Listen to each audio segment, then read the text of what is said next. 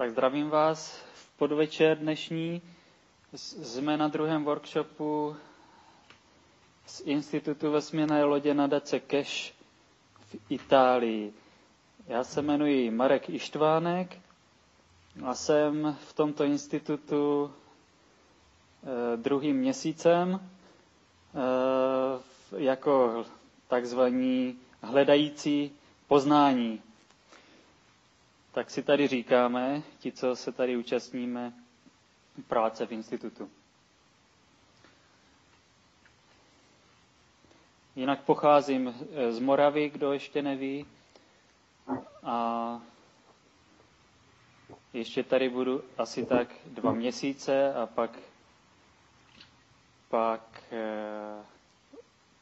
pak budu sledovat dění trochu víc zpozdálí, protože budu muset být s rodinou. 2 měsíce? Ano, do konce května. Takže necelé. Ne, ještě vlastně víc. 2,5 měsíce. Tak. Minule jsme si tak povídali obecně o Institutu vesmírné lodě a proč to je. Dneska se zaměříme na to, co jsme udělali za tu dobu, co jsme se naposledy slyšeli a co se událo v nadaci CASH a ve světě. Já jsem to shrnul do několika bodů.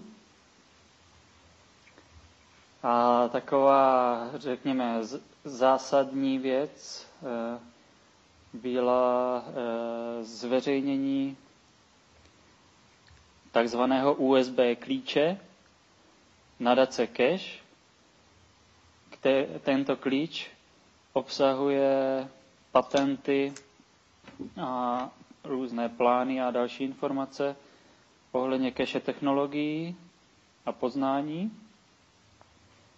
A původně tento klíč obdrželi jako dár od nadace CASH zástupci vlád zemí, které o to projevili zájem.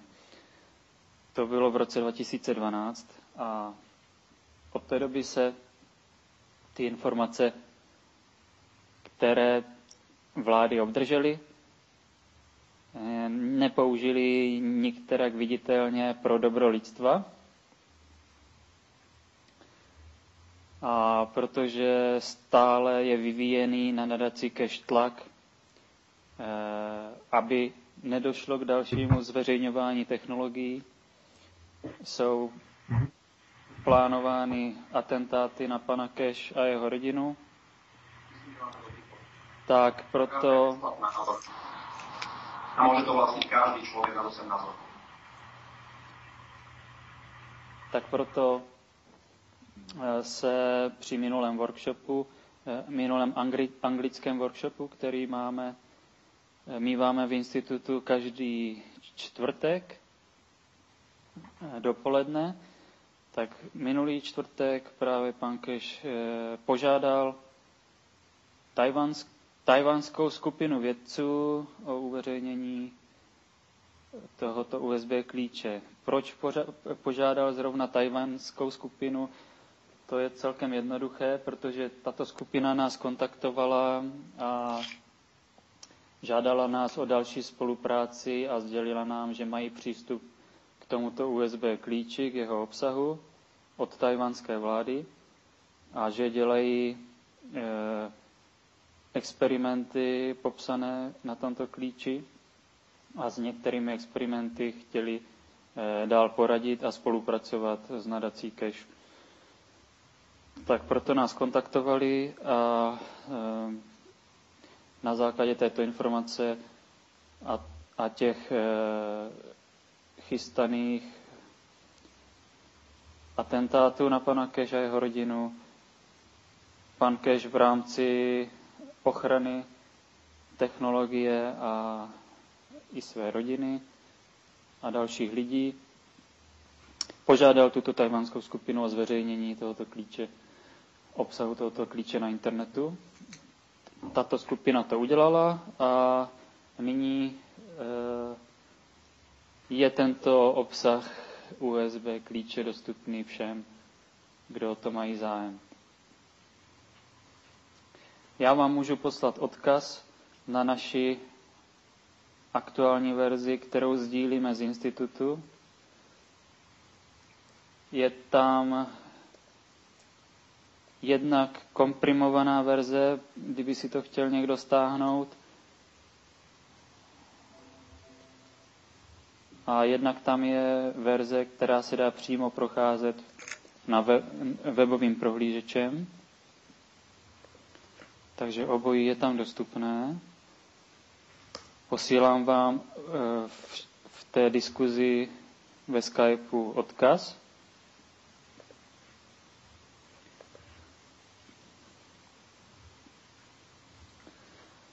Když si to otevřete, tak uvidíte, jak ten klíč vypadá, ve skutečnosti ten originální klíč. A jeho obsah je ve složce nazvané content. Je to všechno anglicky, skoro všechno, některé věci jsou německy a podobně, nebo vlámsky. A prostě máte to k dispozici. Mají to k dispozici vědci, pokud mají zájem, prostě kdokoliv může do toho nahlédnout a vzít si z toho, co je schopen si vzít. Ono... Ano. Malý dotaz. Poslouchal jsem nějaký interview s panem Cashem a on tam vyprávěl něco v tom smyslu, že je to psaný patentovým jazykem a mě by zajímalo, nakolik to jako běžný člověk je schopný jako si z toho něco vzít, nebo jestli třeba potřeba projít nejdřív ty jeho knížky. Tak určitě ty jeho knížky vám pomůžou zorientovat se v tom, jak vůbec pan Cash vidí svět, protože opravdu ten patentový jazyk je mnohdy dost strojený a takový moc košatý a někdy je těžké se orientovat v těch hodně možnostech, které ten patent uvádí, zkombinované s dalším hromadou možností, takže najít v tom jakoby tu cestu, těch cest je víc, jak to použít, ale najít tam určitou cestu konkrétní vyžaduje delší dobu se tím zabývat. A ještě teda k těm knížkám bych si chtěl zeptat, jako, že jste zmiňoval minule, že máte vysokoškolské vzdělání v oboru fyziky. Ano. A chtěl bych se zeptat, když prostě já něčím takovýmhle nedisponuju, tak jestli to budu schopný pochopit jako z těch knížek, jestli jsou psaný takovým Jsou psané normálně pro každého člověka. Nejsou tam jako až na nějaké výjimky, nejsou tam rovnice, nějaké složité. Takže je to spíš opravdu psáno pro každého. Každý si z toho samozřejmě vezme, co je schopen zase. Pan Cash má 3 knihy momentálně napsané. Ony zrovna jsou, myslím, v 2. vydání, v nějaké revidované verzi. A já si jenom je najdu tady u sebe.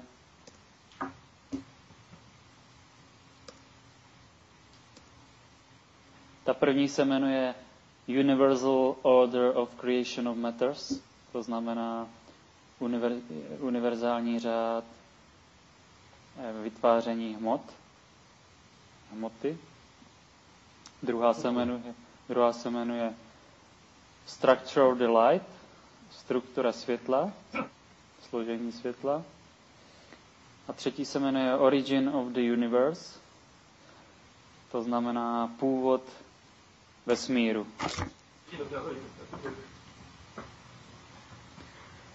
A teď se zeptám já, určitě otázku, kterou každého zajímá, proč to pan Cash nezveřejnil sám, když to jeho technologie, proč požádal někoho druhého, aby zveřejnil jeho vědomí. Ano. Co myslíte? To je záhada pro mě teda. No jde o to, že on to daroval vládám a bylo na vládách, jak se rozhodnou s tím zacházet, s těmi informacemi na tom USB klíči, disku. A pan Cash se ze zásady prostě neplete do rozhodování vlád. A z toho důvodu prostě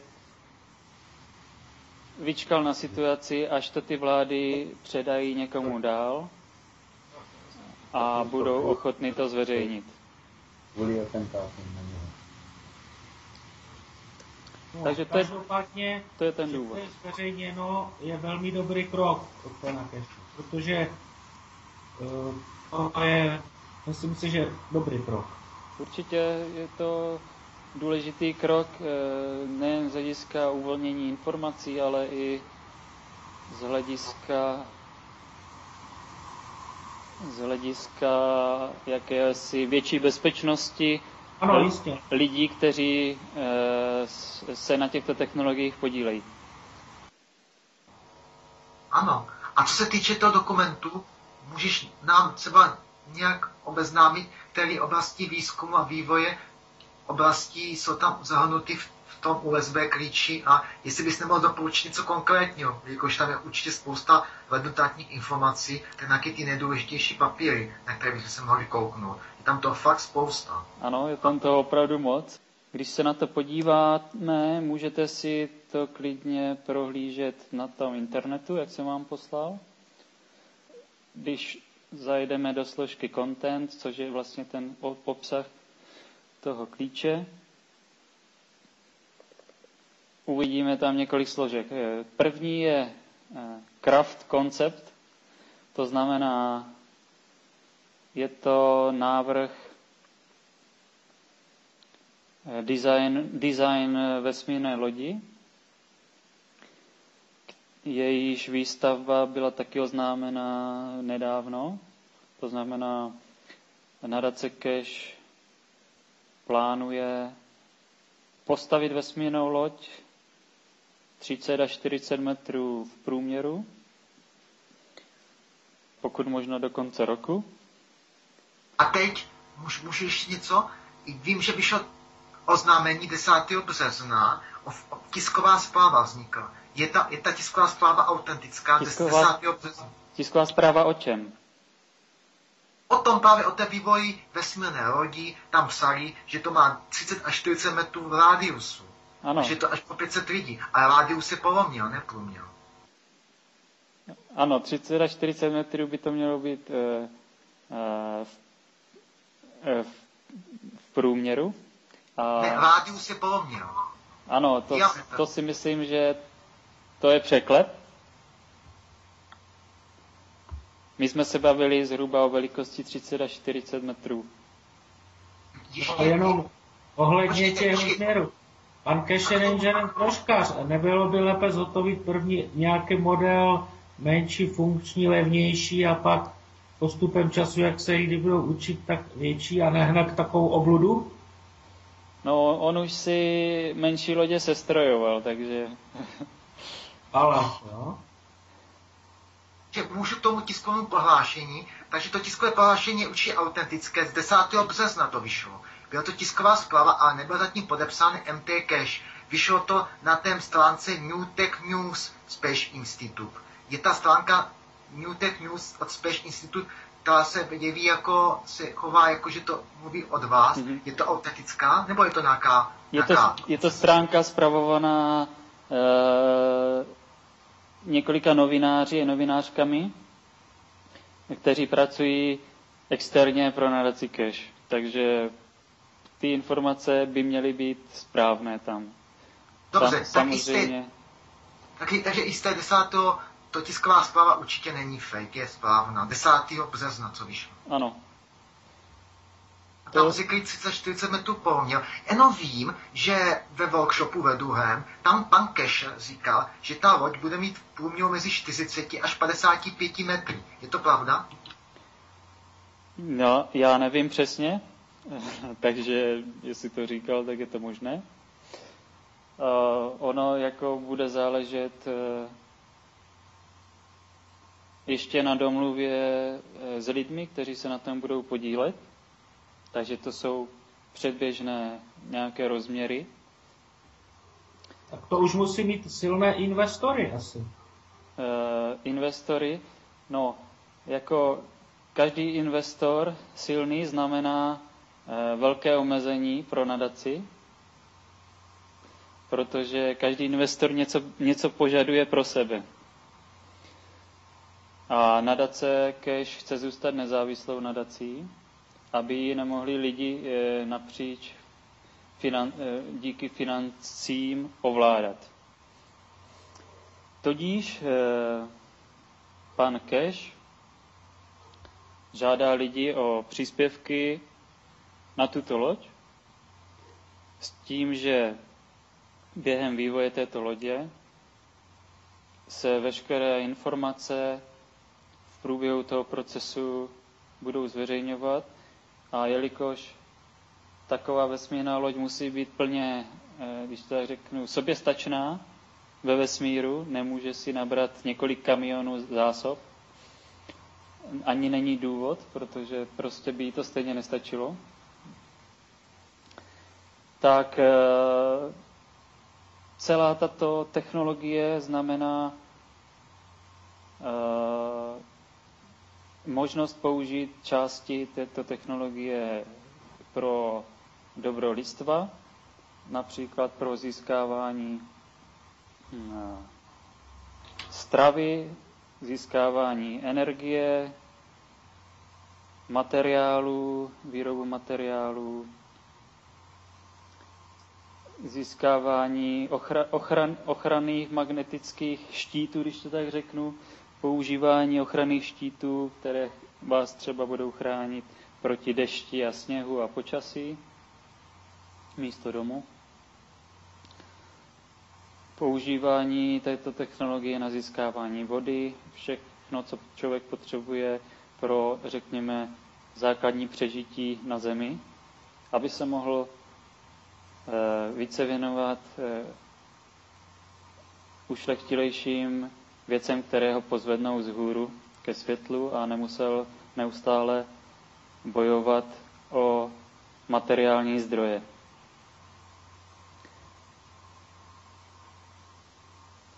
Jako v té složce Kitchen? Co tam vidíte? Ve složce Craft Concept jsou jakési předběžné návrhy té vesmírné lodi. A teď bych se ještě zeptal, co se týče vesmírné lodi, což je pro mě totální záhada a musím se na to zeptat, protože to je prostě, to mi hlava nebere. Jak na této lodi simuluje gravitační podmínky, jak na Zemi? To by pro mě záhada. Sice mi něco napadá, ale rád bych to slyšel odborně od tebe. Já vám něco řeknu, ale já jsem podobně jako vy, normální člověk a postupně se učím těmto věcem, takže dokážete si asi představit, že za měsíc nemůže člověk všechno pojmout. Ale z hlediska té lodi já se vrátím k tomu designu. Když si otevřete, já vám pošlu přímo odkaz na to.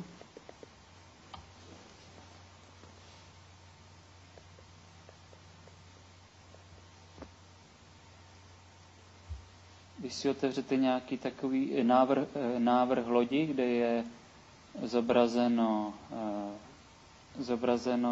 v řezu různé podlaží té lodi, tam je asi 5 podlaží.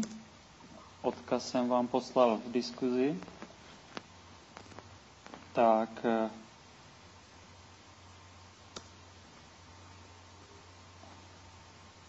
Jo, je tu relaxační, sportovní. To myslí vážně? Tak když si představíte, že tam budete trávit celý život, tak třeba při nějaké dlouhé cestě, tak asi to má smysl. Dokonce tam i sauna. To jistě. Dokonce je tam i sauna. Takže je to rozděleno do několika podlaží, přičemž někde uprostřed máme pohodná jednotka? Technické podlaží, když to tak řeknu, které obsahuje pohonnou jednotku, ale jako v podstatě ne tak, jak si představujeme dneska pohonné jednotky, ale plazmatické magneticko-gravitační generátory.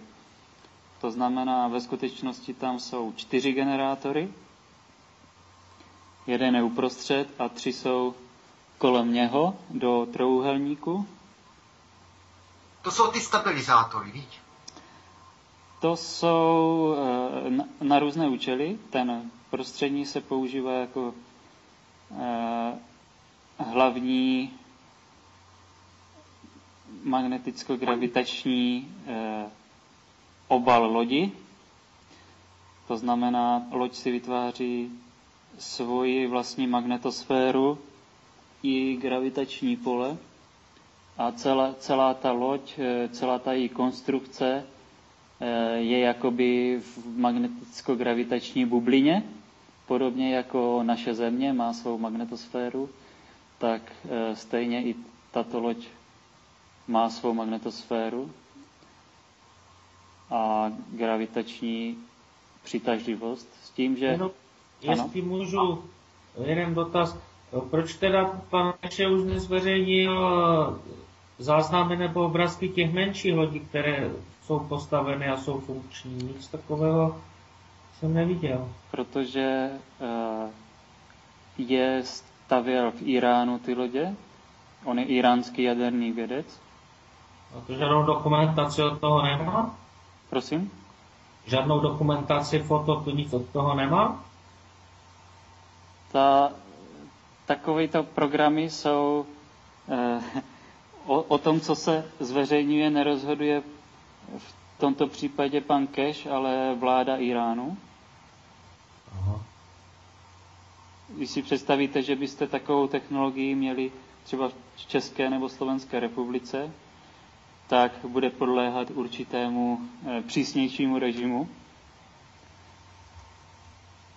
tato technologie, a to samé je i v Iránu, s tím, že oni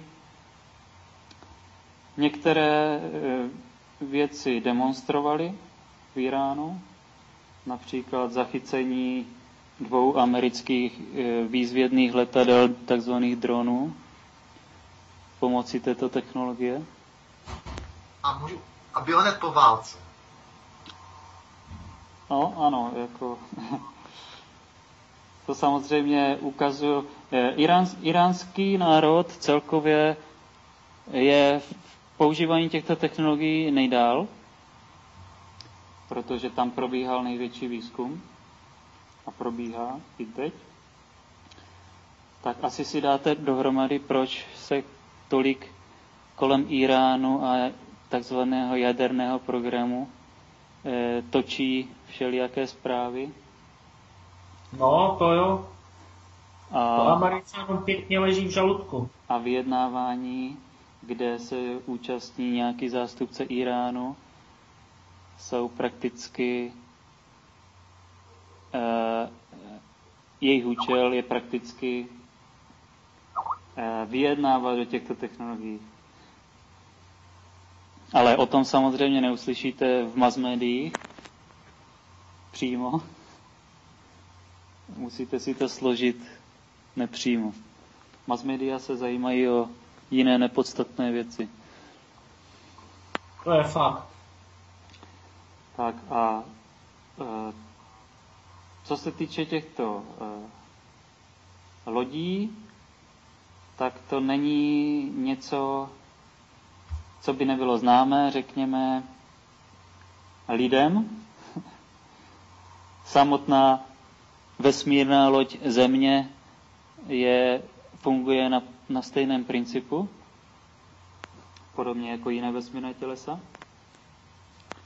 Taky nepoužívá rakety a nespaluje si fosilní paliva na to, aby se někam dostala, ale používá jiné principy. A to právě principy magneticko-gravitační. Pan Keshe vlastně jako jeden z mála lidí přišel z možností hlouběji pochopit gravitaci a taky z možností ovládat gravitaci. A tyto koncepty jsou využity právě i v těchto vesmírných lodích, které pracují na základě magneticko-gravitačního působení mezi lodí a řekněme okolím. V případě toho, když se chceme někam dostat na nějaké vzdálené místo, tak ta loď pomocí svých generátorů vytvoří spektrum, magneticko-gravitační spektrum stejného nebo podobného složení, jako má cílová destinace, a pomocí nasměrování tohoto pole ve směru cíle, zintenzivnění toho pole ve směru toho cíle, dojde k magneticko-gravitačnímu působení a přitahování této lodi nad světelnou rychlostí. To znamená nějaká rychlost světla, že je rychlost největší, je jenom taková pohádka dnešní fyziky. Ne pohádka, ale spíš, řekněme, nedostatečný pohled na věci. Je to omezení, umělé omezení dané dnešním stavem poznání v mainstreamové vědě. A proč jsme schopni vlastně v takovéto lodi, takovéto rychlosti a obrovské zrychlení přežít? To je jednoduché, protože stejně jako planeta Země, která se pohybuje velmi rychle vesmírem spolu s naším sluncem, a když bychom se podívali na celkovou rychlost vůči třeba středu vesmíru, tak je nepředstavitelně veliká naší planety. A přesto si tady klidně žijeme, sedíme, chodíme a nic zvláštního se nám při tomto cestování jako nestane. Podobně je to v té vesmírné lodi a přirozeně si ta loď vytvoří svoji magnetosféru ochranou, magnetické štíty a gravitační pole, takže se tam člověk cítí, jako kdyby byl na Zemi během cestování. A dobře, ty jsi skončil u toho gravitačního reaktoru a mě zajímá, jak vzniká to gravitační pole, které musí být určitě vesmíru normálem k hlavní rovině lodí. Jinak by se tam nemohli pohybovat. Jak to je schopno docílit normálové gravitační síly vzhledem k hlavní rovině lodí? To mi prostě nenapadá. Dochází nějaké interpelaci z toho těch 4 gravitačních polí, že to tak nějak složí? No ano, jako prostě tam budou stejné podmínky, nebo hodně podobné podmínky, jak tady na Zemi při cestování. Protože kdyby měla jenom gravitační pole působit ten jeden reaktor, takže bychom byli jenom přicucení k tomu reaktoru, takže kdybychom byli v suterénu, tak bychom lezli po stropě. Kdybychom byli v tom prvním poschodí, tak bychom lezli po zemi. Ne. Chápeš, jako to musí být normálový. Ono... Nevím, kdo to volá. František Kereši volá, pán Išvánek zo Slovenska.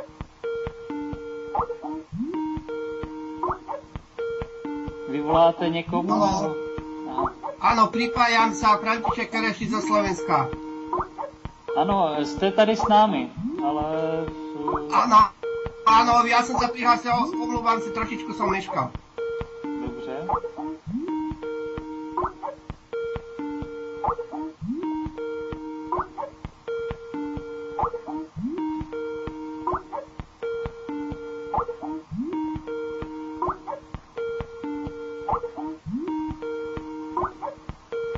Zazvoní, co to je? Už to je. Já tady žádný příchozí hovor nemám, tak máte ho někdo na svém počítači? Tak. To stichlo. Dobře. A s tím normálním gravitačním polem, víš, jak to dělá, nebo to nevíš? Jak dělá gravitační pole? No to normální gravitační pole vzhledem k té hlavní rovině lodi, aby se potom mohlo pohybovat, protože v tom hlavním reaktoru to gravitační pole nemůže vzniknout, protože by tam to jenom cucalo do toho hlavního reaktoru. To musí být ta pole musí být jiné. Tam není jenom gravitační pole, tam je i magnetické pole. Já vím, to magnetické nás zajímá, ale to gravitační. A aby nás to představovalo vzhledem k podlaze, ne vzhledem k tomu reaktoru. No, jako vytvoří se, všechno pracuje na principu takzvané plazmy, ale v jiném smyslu, než dnešní věda používá tyto termíny. A pomocí takzvaného otevírání plazmy se docílí silného magnetického gravitačního pole, které se rozprostře z reaktoru až za hranice lodi. A tato loď si tím pádem cestuje ve své vlastní ochranné atmosféře. Já jenom říkám, jestli mě lidi tady chápou, co mám na mysli. Že kdyby nám to citovalo jenom tomu reaktoru, to gravitace, takže bychom tam v té lodi nemohli být, protože by jsme byli jenom připojeni k tomu reaktoru. Jestli mi chápete tu myšlenku?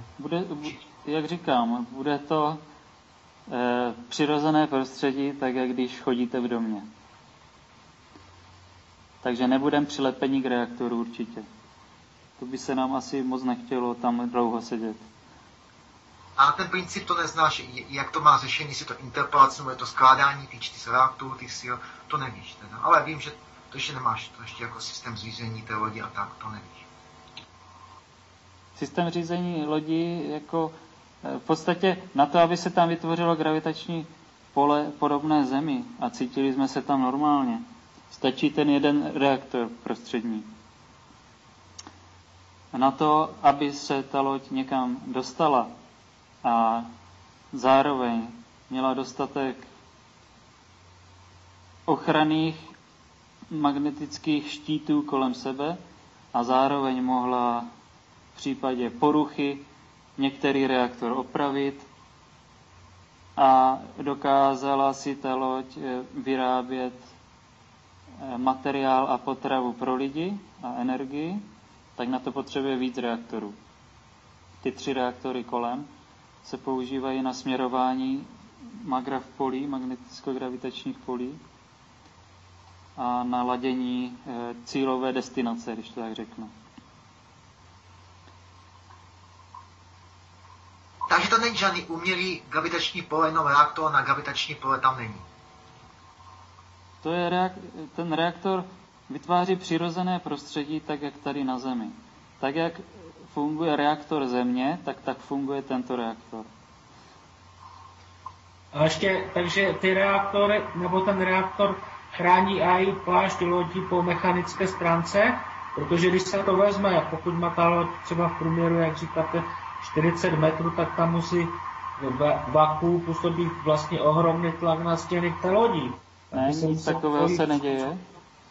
Tam by se museli vojít zvláštní materiály, aby to vydrželo ten přetlak. Ne, chrání to, všechno to. Takže to chrání i na stěnu, ano, všechno. Na stěnu a loď je studená. Když jde do atmosféry, tak vůbec se nevožhaví, je studená.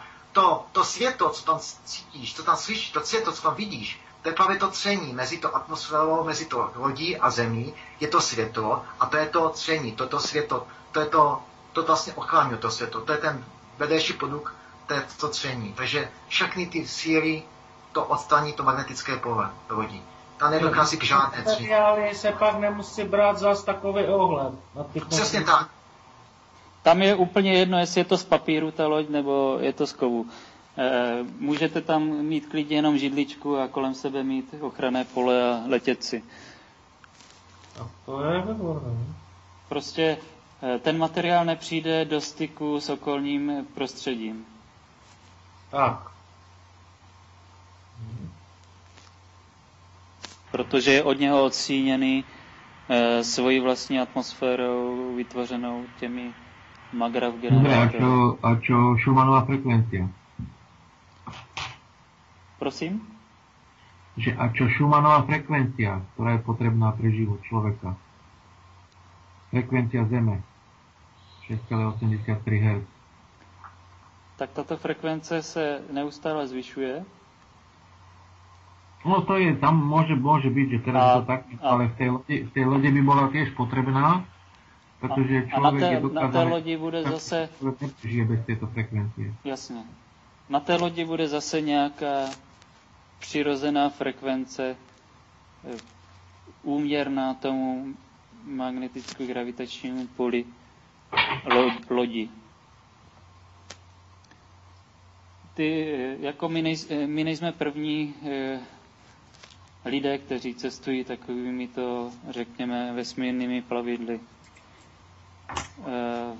Ve stvoření je obrovské množství bytostí a spousta lidí žije v jiných končinách vesmíru. Je mi jasné, že existujú aj iné civilizácie, ale tí civilizácie sú oni pozemšťania. Čiže možno, že reagujú na inú frekvenciu. Ano, jsme multidimenzionální vesmír, takže ano. Ano, jako určitě každý má nějaké své přirozené prostředí a na té lodi se toto prostředí prostě bude taky vytvářet. Jestli bude přesně takové, nebo o jakou hodnotu bude posunuté, to nejsem schopen říct momentálně. Vyspělé mimozemské civilizace cestují vápem 10. Ano, abyste věděli. Takže necestují magrav technologií, ale vápem 10, to znamená takovou teleportací. Takže jsou všude okamžitě. Tak warp 10 znamená 10krát rychlost světla, ne? Ne, warp 10 znamená nekonečnou rychlostí. No tak to by nebylo 10, že jo, ale dobře. Je to tak, warp 10 je nekonečnou rychlostí, to znamená vežata 8 rychlostí. To je jiná taková jako warp 10, taková jiná taková jako stupnice. Podle mě používají stejné principy, ale třeba je mají už zvládnuté v nějaké další generaci, řekněme. Ano, o tom mluvil Baša, channeling Dario Anka, on vysvětloval, že to souvisí jenom s vibrací, že každá jako součást, každé vlastně těleso má kromě vlastnosti jako povrch, hmotnost, hustota, tak i vibrační charakteristiku. A to je to, co jsem říkal. Když chceme letět na nějaké místo, tak je potřeba nastavit magneticko-gravitační pole Země přesně na spektrum toho místa a dojde k přitažlivosti stejnorodého. Ano, jenže on vysvětloval, že to je vlastně vlastnost toho tělesa. Oni jsou schopni to vlastnost tělesa změnit. Takže se to těleso automaticky zobjeví z bodu A do bodu B okamžitě a dál nás nezajímá. Prostě se to tam teleportuje. Ano, oni to říkají, ale já to vidím trochu jinak. Každý má nějaký svůj pohled. Ano, protože naše vědomí je nižší jak jejich. My se k tomu musíme teprve dostat. Já si myslím, že nic takzvaně nekonečně rychle se nepohybuje. Vždycky je nějaká interakce, aby byl zachovaný tok příčiny a důsledku. Ale na druhou stranu jsou to takové rychlosti, o kterých si s dnešními možnostmi o kterých ani nesníme. Nebo jenom sníme. o nekonečné rychlosti, o rychlosti 1000 světlorychlostí a teď se cestujeme Palmachem, takže to je absurdní. No, takže v porovnání s tím, co teďka používáme, je to někde úplně jinde.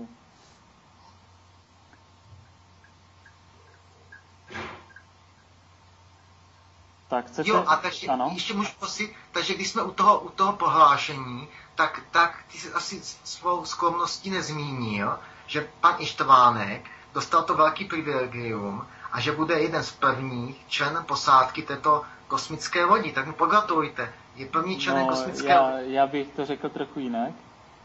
Že jsi členem této posádky. Já mám možnost být členem té posádky, to je pravda.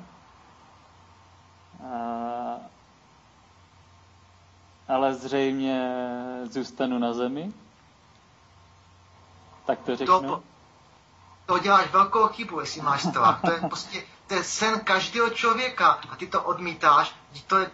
To není rozumné, to prostě to je prostě sen každého, kdo by tam chtěl jít. Ty máš tu možnost, kterou ti prostě závidí všichni a ty to odmítneš.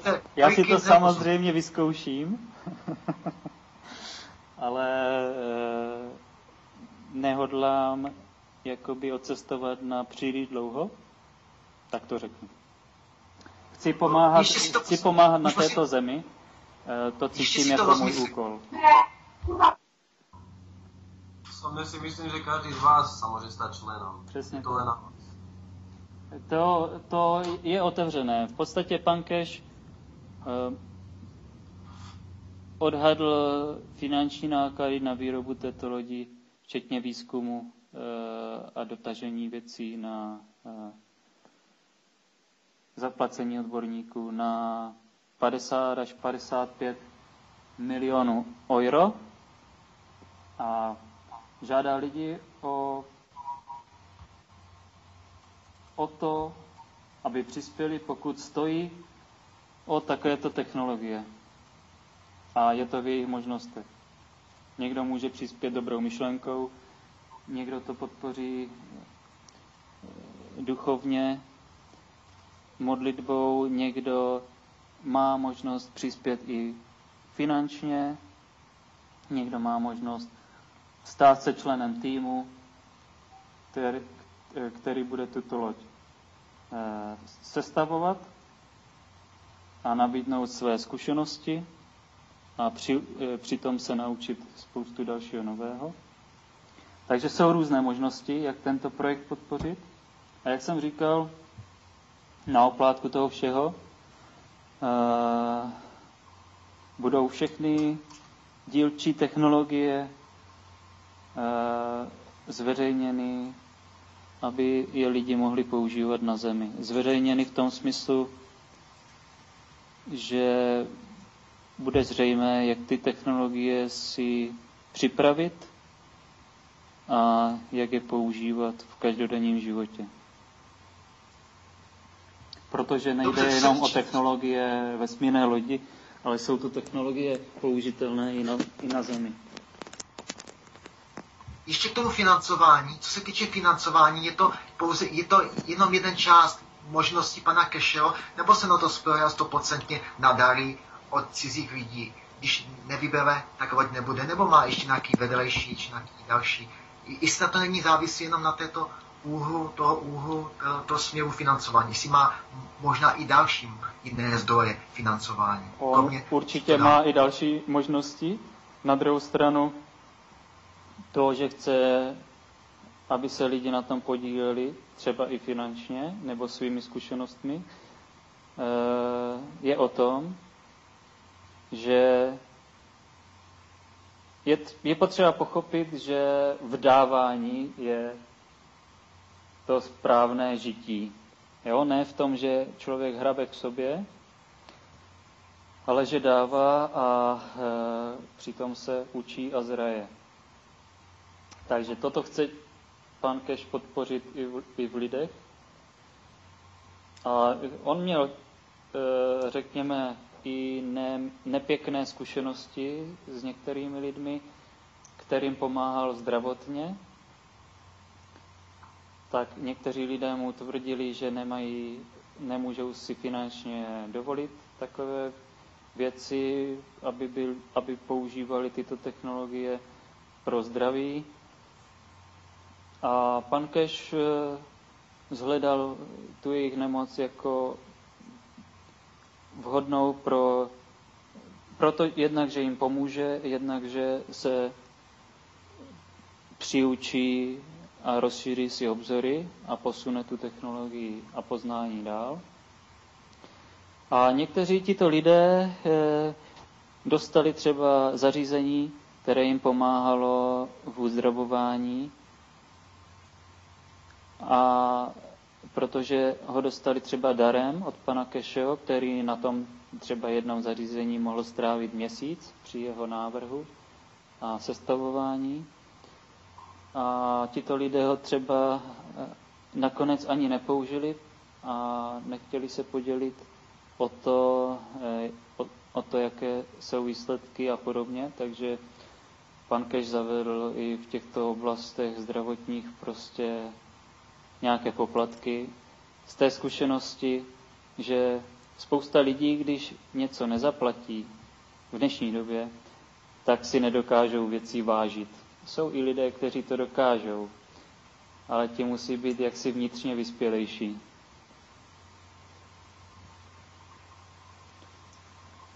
Dobře, ještě k tomu prohlášení. Pan Cash řekl, že můžeme vyhrát vstupenku do posádku na tu lodi, že to můžeme vyhrát, že to musíme se do nějaké interaktivní speciály, nějaké soutěže, nějaké výukový ty programy, tak jestli nám můžeš poradit, jak se tam může dostat na tu listinu,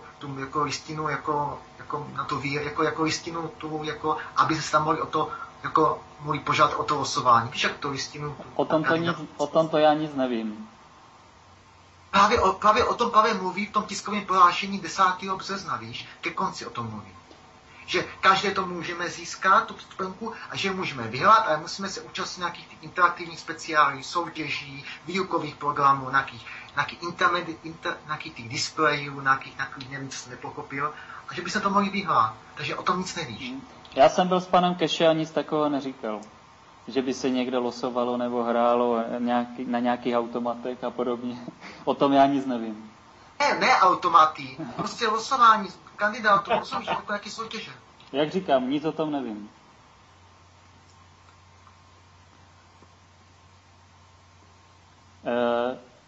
Na druhou stranu, jak jsem říkal, je otevřené pro každého spousta cest, jak se na tomto podílet. Protože člověk obdrží spoustu nových možností a poznání a nových technologií pro dobro lidstva. A je potřeba, pokud člověk je chce používat, tak i něco ze sebe dát. Nelze jenom přijímat. Je potřeba nejdřív dávat i. Takže každý má nějakou možnost, jak jsem říkal, někdo finanční, někdo duševní, někdo dokáže přiložit ruku k dílu. A kdokoliv by chtěl spolupracovat v týmu, který bude tyto technologie, tuto loď stavět, tak stačí poslat přihlášku se svým životopisem na adresu, kterou vám napíšu, SSI 4 neboli 4 universe gmail.com. Tato adresa je adresa, ke které mají přístup všichni lidé v Institutu vesmírné lodě. A prostě kdo se chce účastnit, má nějaké možnosti, jak by přispěl, má nějaké, řekněme, inženýrské, designerské zkušenosti, nebo se pohybuje v oblasti zdravotnictví, léčení, v oblasti zacházení s potravinami ve všech oblastech, co si dokážete představit na lodi, tak se může přihlásit a my pak budeme zvažovat z těch přihlášených, kteří lidi jsou prodaný úkol, řekněme, nejvhodnější. Takže ty dveře jsou otevřené pro všechny. Je možnost je využít.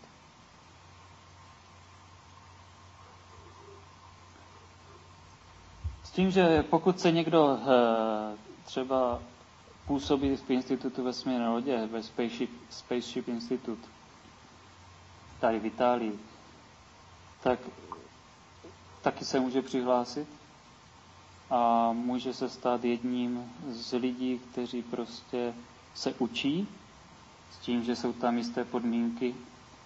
Zase je potřeba zaslat životopis a říct něco o sobě,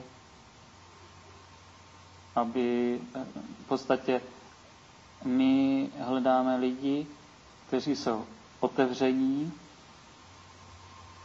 jsou otevření novým pohledům a poznáním, jsou, řekněme, morálně na výši, takže uznávají nějaké základní principy míru plného chování a v souladu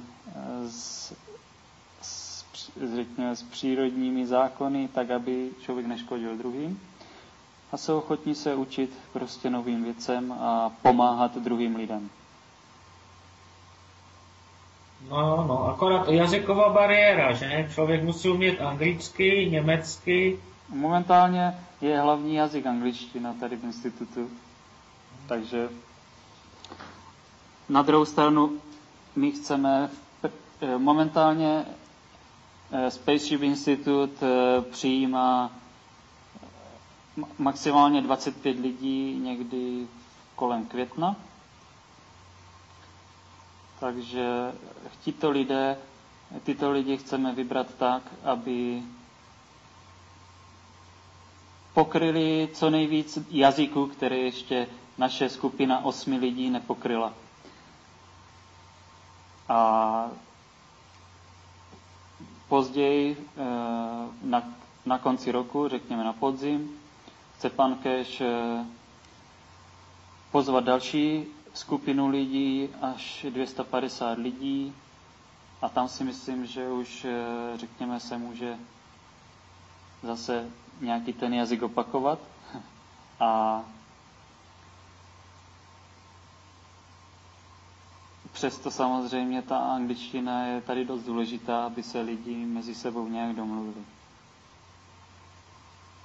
Takže vyzývám, když někoho znáte, kdo tam může jít do toho síku, na podzim, do těch 250 z Čechů, tak ho nějak kontaktujte, zeptejte se, nikdo to neví, co vám má možnost, co vám má, by tam šel, takže jestli nikoho neznáte, tak jestli nikoho znáte, tak ho prosím požádejte, jestli by tam nešel, jestli nikoho neznáte. Bylo by vynikající, kdyby pan Ištvánek potom třeba vedl skupinu nějakých československých studentů potom na podzim. By byl takovej něco jako cash leader, jako takovej jeho zástupce a vedl by jako doktorant svou skupinu českou, že jo? By to bylo nejlepší, že ano? Tam bylo víc českých studentů, tak by mohl být prostě tým leader. Může tam být víc českých, slovenských lidí, ale jako nám jde spíš, řekněme, my neřešíme až tak, jestli je to člověk z Čech nebo odkud je, ale jaký je. Jaký je jeho přínos pro pokrok další. Takže můžou to být klidně lidi z celého světa a mezi nimi můžou být i Češi a Slováci samozřejmě. Ale česká skupina bys mohl vést. Říkej, že ne. No, Češi si víc rozumí, mají to stejný mentalitu, mají ty stejný názory, chápeš, nějaký cizinci, tak ty to prostě k sobě vybují víc, tak je to přece automatické, je to samozřejmě, je to normální. A ty bys potom mohl vést a byl také učitel vlastně takový. Ano, v podstatě to je nějak tak zamýšleno, že ti lidé, kteří tady jsou teď v institutu, budou učit další skupinu lidí a takhle se to bude šířit. Ano, a ty neznáš třeba nějakého člověka z České republiky, třeba taky nevelbuješ někoho třeba, taky jako dalšího na ten prosinec, tak někomu řekněte, kdo by tam mohl jít, ať je tam víc Čechů, čím víc Čechů, tím lépe. Je to přece potom může být nás informovat v mateřském jazyce, než jenom ty. Mezi těma 250 000 už by tam mělo být spoustu československých a nějakých slovenských, českých, moravských zástupců. Neznáš se někoho ty, nebo všichni, ptejte se, kdo může, zeptejte se, kdo může, komu, nějakým člověku, kterého znáte, který je možná potenciální, zeptejte se, jestli by tam nešel. Protože když o tom kdo neví, tak si tam nepřihlásí. Jasně, to nechám na každém, jako tady nebude probíhat nějaká masivní kampaň v médiích. Vůbec nebude. A ty nikoho neznáš třeba nějakého takového nástupce, jako takového svého? Já znám lidi, ve které mám důvěru a mohli by se toho účastnit. Trošku, nebo tak, mezi těmi podmínkami, co jsem říkal, ta otevřenost a morálnost a ochota podělit se s druhými, obdarovávat druhé, když to tak řeknu, pomáhat jim, tak taky jsou tam, řekněme, prozaičtější podmínky i finanční.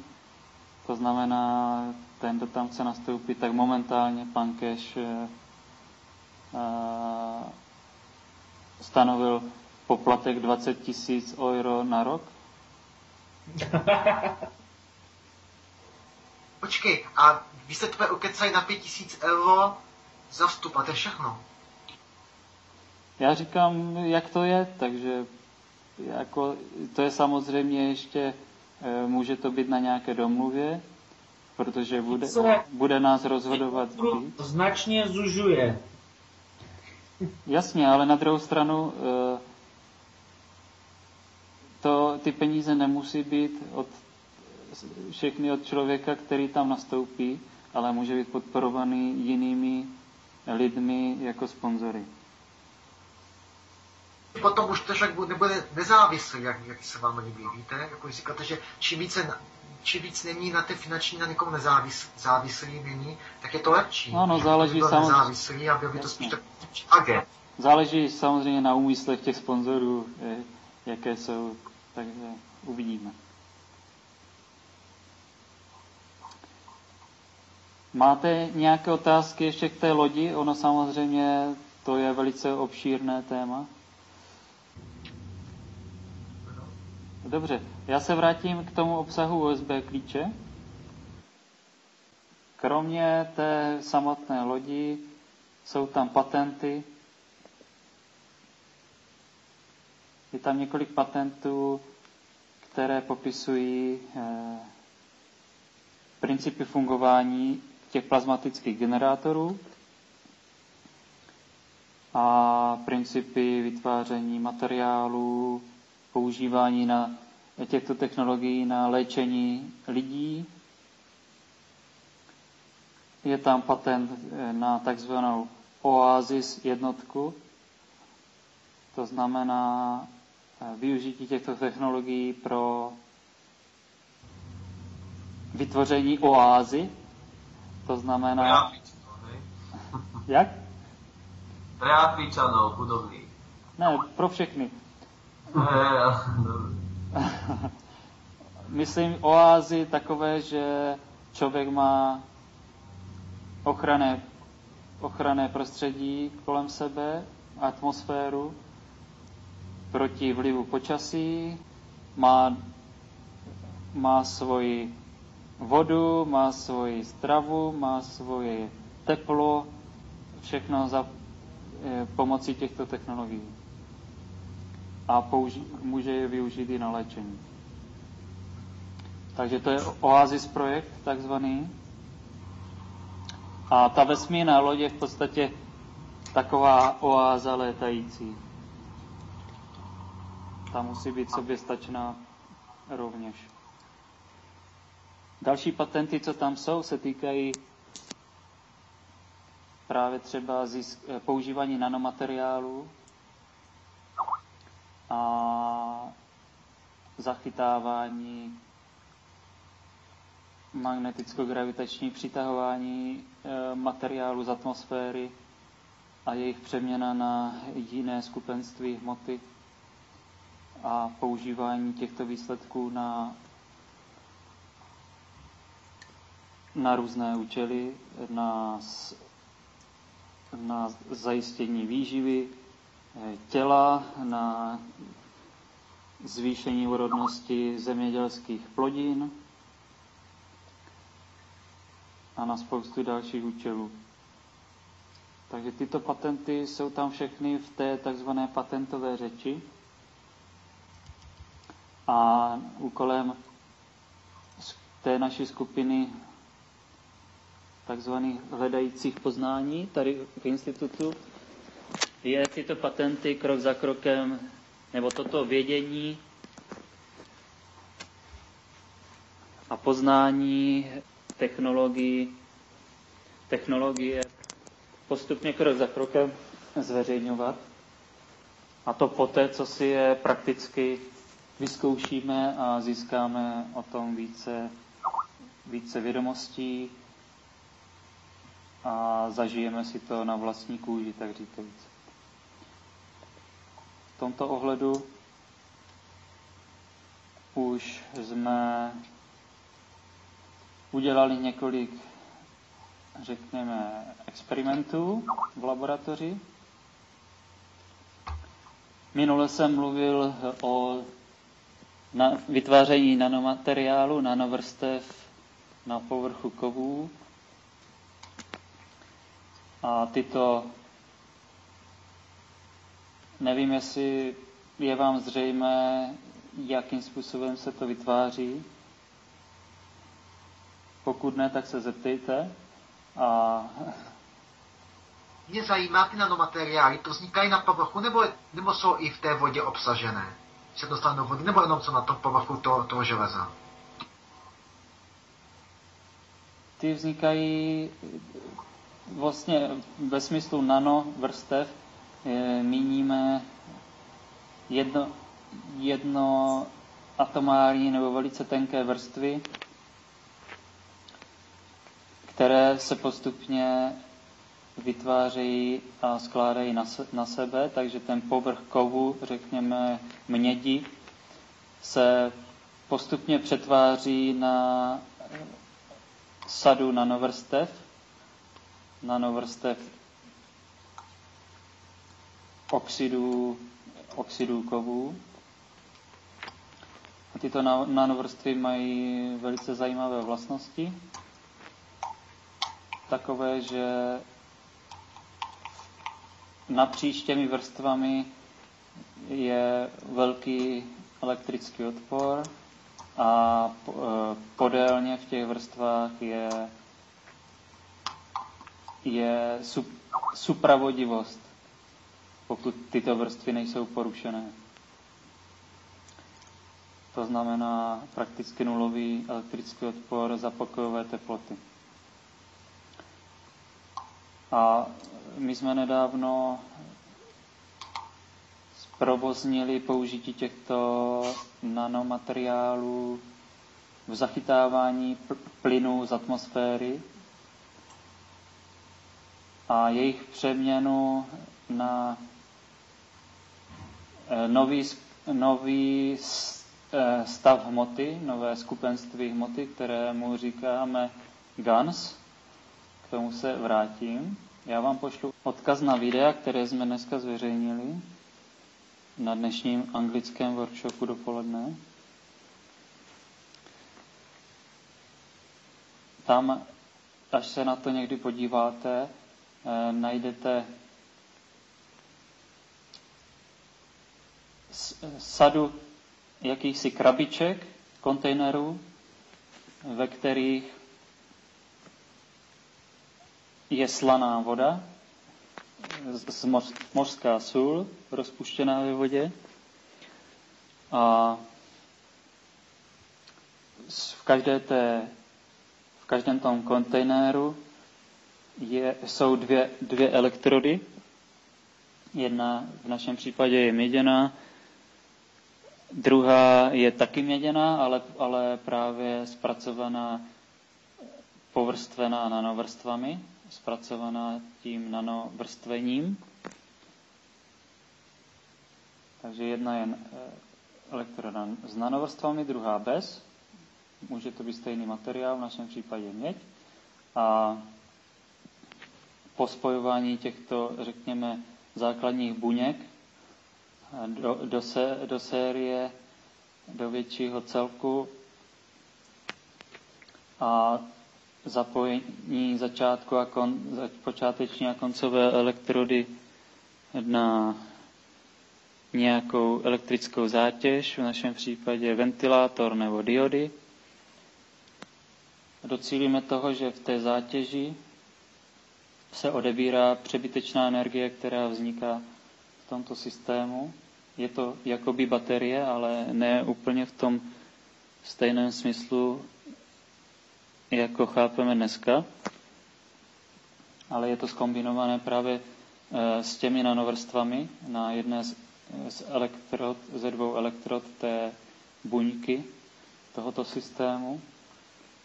A právě tyto nanovrstvy mají schopnost mezi těmi nanočásticemi, které si můžeme představit jako kuličky malé, jako nanokuličky v nanorozměrech, nanometrech, tak mezi nimi vznikají mezery a jelikož každá částice vyzařuje magneticko-gravitační pole,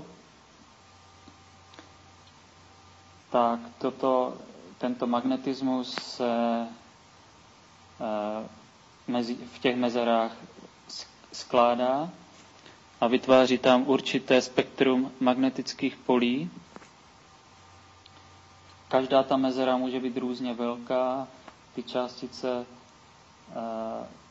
ty vrstvy, když jsou na sobě vybudované, tak jedna vrstva má třeba větší mezery, jedna má menší mezery, menší ty, řekněme, dutiny mezi částicemi a v těchto vzniká určité magnetické působení, vyzařování a každá ta dutina je, řekněme, specifická, má určité spektrum magnetických polí, magrav polí, magneticko-gravitačních polí a toto pole působí navenek a přitahuje z okolního prostředí materiál, formy, plyny, které mají stejný magnetický otisk, když to tady řeknu. Magnetické to mluvíš o nanoelektrodách? To mluvím obecně o nanomateriálech, nanovrstvách. Ano, jedna ta elektroda právě používá nanovrstvy na sobě. A ten proces nanovrstev jsme zveřejnili na našem YouTube kanálu a minule jsem o tom mluvil. Nevím, jestli jsem mluvil dostatečně podrobně, ale když tak se pak zeptáte. A tyto přitažené prvky nebo sloučeniny nebo formy přitažené z atmosféry se zachytí v těchto dutinách, jsou vlastně magneticko-gravitačně přitaženy na základě principu přitažlivosti stejnorodého, neboli věcí se stejným magnetickým otiskem, se stejným vyzařováním. Vrána k vráně se dá, jak už znali naši předkové. A to je zákon přitažlivosti stejnorodého. To znamená, každý má nějaký svůj jedinečný otisk a přitahuje k sobě věci s podobným otiskem s podobným vyzařováním. A toto se děje i v těch nanovrstvách. A pokud je ta elektroda s nanovrstvami ponořena v tom slaném roztoku, tak ten slaný roztok vytváří podmínky pro to, aby se z těch dutin tyto zachycené materiály uvolnily a odebrala se z nich energie, přetransformovaly se do jiného, když to tak řeknu, skupenství. A toto je pak výsledný materiál, který se zachytává v těch kontejnerech a klesá ke dnu. Tento materiál může být různého druhu podle toho, co bylo zachyceno v těch vrstvách.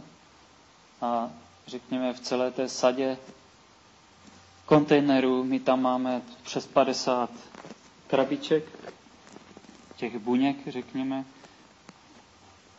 A každá ta buňka je, řekněme, individuální v tom smyslu, že vytváří jedinečné působení a zachycuje určité věci z okolí. A na druhou stranu každá buňka ovlivňuje ostatní buňky. To znamená, všechno se navzájem ovlivňuje a každé i naše, když to přeneseme pak na nás, každé naše jednání, myšlení, slovo ovlivňuje jednak nás, ale i naše okolí. Proto je důležité si dávat pozor na to, co z nás vychází, aby to bylo harmonické, pokud možno. Říká se tomu stejné vibrace, takže vibrace to jsou. Můžeme tomu říct vibrace, můžeme to nazývat různými jmény, záření, vibrace, magnetické pole, ale pořád je o jednu a tutéž podstatu toho, že v podstatě nic nemůže být izolované. Všechno navzájem je spolu propojené, včetně nás bytostí, a navzájem spolu působíme dohromady. Tímto přitahováním vzniknou teda tím procesem odebírání energie z těch přitažených prvků.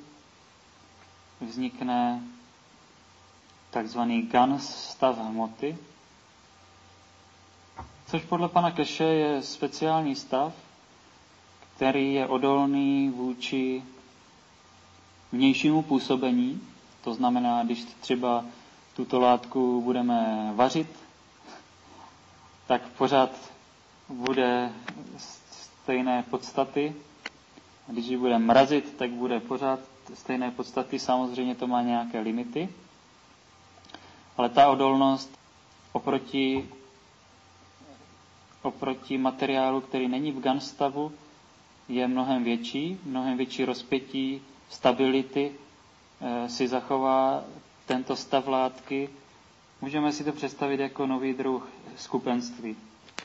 Jak máme například plynné, kapalné a pevné a ještě nad tím jemnější eterické, tak tady je speciální skupenství, které má v sobě určitým způsobem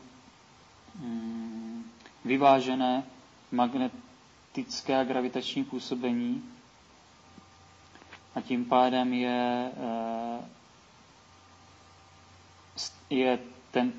je tato látka stabilnější než ostatní nám známé látky. A to se vytvoří z té slané vody, tato látka? Ne, pomocí slané vody se látka zachycená, řekněme, v plynném skupenství z atmosféry v nanovrstvách na elektrodě, která má nanovrstvy, se pomocí slané vody tato zachycená látka odebere se z ní část energie, která se právě zpracuje pak v obvodu, který je elektricky uzavřený tím, že je tam nějaký spotřebič. Není ani tak podstatné, jestli třeba, když tam máme zapojený ventilátor, jestli se otáčí nebo se neotáčí. To je celkem nepodstatná věc. Podstatné je, že tam něco odebírá tu energii. A záleží pak samozřejmě na geometrii těch elektrod, na množství nanovrstev, na elektrodě, na kvalitě těch nanovrstev, na koncentraci slané vody, na složení kovového materiálu, druhé elektrody, na spoustě věcech, ale princip... Ano? Slaná voda představuje jako klasický elektrolyt, akorát tam se to liší v těch nanovrstvách, že tam se vlastně ty látky vytvářejí, ano? Ano, ale tady nejde o vytváření energie, ale o zachytávání látek. Jistě.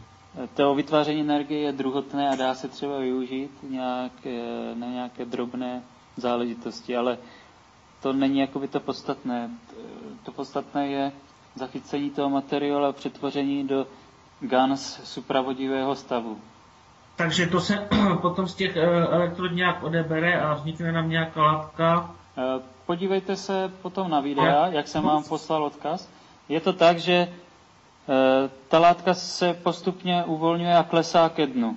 Uvolňuje se z těch... A v jaké to je formě? Prášek nebo jak to vypadá? Nejdřív to vypadá jakoby maličké částice, jakoby gelové, když to tak řeknu. Ale to se potom stáhne. To se potom dá, ano, to se dá slít do nějakého kontejneru, pak se tam nalije zase slaná voda do té původní buňky a ten proces zachytávání tam pokračuje. A to, co jsme slili, může mít různou barvu podle toho, co jsme zachytili a tím pádem i jiné vlastnosti. Ale co? To se použije třeba nanášet, dejme tomu na kov, na sklo a celý ten komplex materiálu nějak mění své vlastnosti, nebo co se s tím dál děje? Co se s tím dál děje? Jedna z možností je třeba použití těchto materiálů. Ještě se vrátím k tomu třeba, když zachytíme třeba CO2, oxid uhličitý, tak oxid uhličitý v GANS stavu má bílou barvu a pokud tu zachycenou látku dáme do jiného kontejneru a postupně ředíme, aby jsme zředili tu slanost, protože tam pořád je ta slaná voda, tak a necháme vždycky tu látku usadit. Ona se usazuje na dně kontejneru, ale při tom usazování, to si můžete všimnout na jednom z těch videí, je tam vidět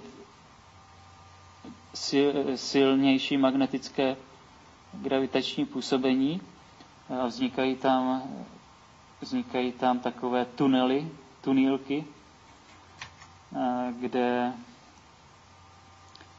v našem případě jsme měli tu látku v takové formě, že uprostřed bylo jakoby oko, když to tak vezmu, a z něho šly různé provazce do okolí, jakoby vyzařovaly. Marek, a skúšali ste to nechať vyschnúť? Že sa to zmení na prašok alebo na niečo iné? Ano, ale tam jsme se zatím nedostali. Jako máme tam i už práškovou formu, co pan Keš měl připravenou z dřívějška. Také podobně jsem čosi viděl, víš? No, takže to tam jako máme v laboratoři. Takže víme, jak to vypadá, když to je prášek. Dá se to usušit, ale je potřeba se nejdřív zbavit té slanosti, čili musí se to zředit a usadit, pak slít tu přebytečnou slanou vodu a zase zředit, až se to postupně vymýje, ta sůl, a potom je možné ten gel zachycený z těch mini částic GANS částic je možné pak nechat vyschnout na vzduchu do práškové formy. Ale protože je to aspoň, mělo by to být ve formě supravodivé, tak je dobré vždycky zacházet nejdřív s tímto materiálem v rukavicích. A na druhou stranu ten materiál má mnohé využití. Například příští týden jedna naše spolupracovnice Yukako z Japonska veze tento materiál do Japonska na testování čištění radioaktivního odpadu. Takže tento materiál by měl být schopen na sebe navazovat i radioaktivní materiál a čistit třeba vodu pomocí tohoto materiálu. To se týče i těch nanovrstev, ty mají taky velkou schopnost do sebe navazovat radioaktivní materiál, tak proto tam i veze kovy pokryté nanovrstvami a právě budou ověřovat ve Fukushimě nebo někde v okolí, jak je možné to co nejlépe využít na dekontaminaci zeminy a vody a podobně. Takže tam existuje nějaká spolupráce na vládní úrovni s Japonskem, bo jinak by to asi nešlo. No, částečně ano, ale toto jsou alternativní skupiny, které budou dělat tyto experimenty. A jako... Jich tam nikdo nepustí k tomu. Oni mají materiál, který můžou testovat, takže oni nemusí být u toho. Oni ho mají přímo z oblasti z Fukushimy. V té Fukushimě se normálně žije, takže tam... To mají uzavřené. No, jako ne všechno. Jako ten reaktor je samozřejmě uzavřený, ale město Fukushima, tam jsou lidé. Přeci svítí. No, to nevím, ale jako samozřejmě jsou tam velké zdravotní problémy, které se objevují, ale nejenom tam, ale po celém světě. To se netýká jenom Fukushimy. Prostě lidi, kteří nejsou ještě zvyklí na velké dávky tohoto typu záření, tak objevují se pak velké problémy. Takže ten materiál je jednak možné použít na dekontaminaci radioaktivních prvků a také se dá využít třeba v zemědělství, pokud se tímto GANS materiálem pokryjou semena rostlin, třeba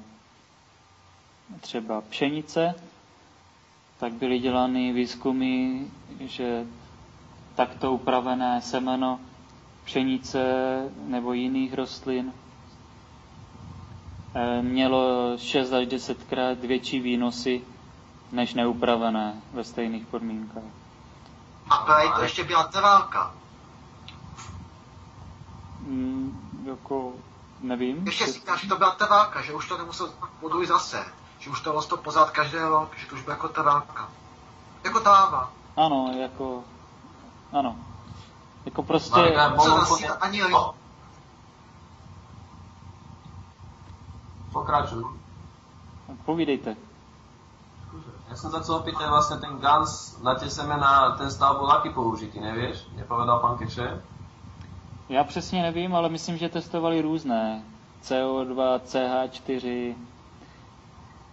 Jako třeba Ano, třeba to CO2 v GANS stavu je bílý prášek, když se vysuší. CH4 jako metan je zeleno, takový azurový prášek. CH3 je takový oranžový prášek. Každý má prostě svoje charakteristiky. A taky samozřejmě i různé využití. A já přesně teď nevím, s jakými přesně materiály byly dělané ty výzkumy. A teda, co jste teď na těch videách dělali, já jsem to videa viděl a nejsou z toho chytrý, takže z těch videí jste byl GANS CO2 jste dělali, že ano? No, momentálně je to spíš GANS CH4, protože je to azurový takový modrý materiál. Jak jsem říkal, ten CO2 bývá bílý. Ono záleží vždycky na těch podmínkách, které člověk vytvoří. Pan Cash vždycky používá tvrzení, že vytváří podmínky, aby dosáhl něčeho. To znamená... Takže to nezávisí na těch nanoelektrodách, jak uděláte ty nanovrstvy. To závisí na něčem jiném. Závisí to i na tom, ale závisí to i na geometrii těch elektrod, na koncentraci a složení té soli.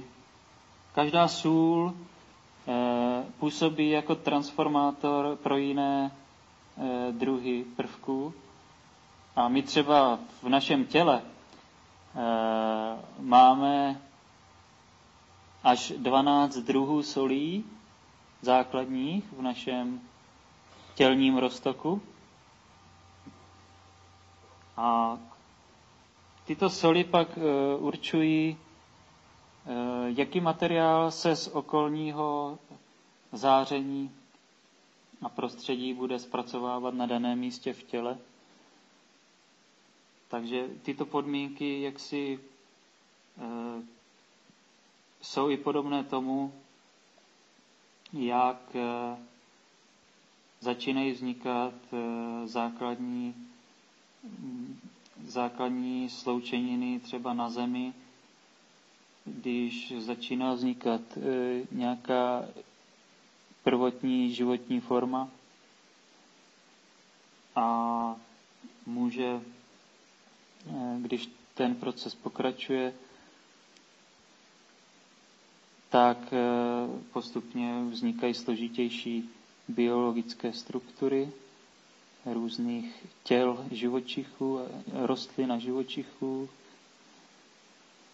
A pod inteligentním vedením bytosti je tento vývoj těl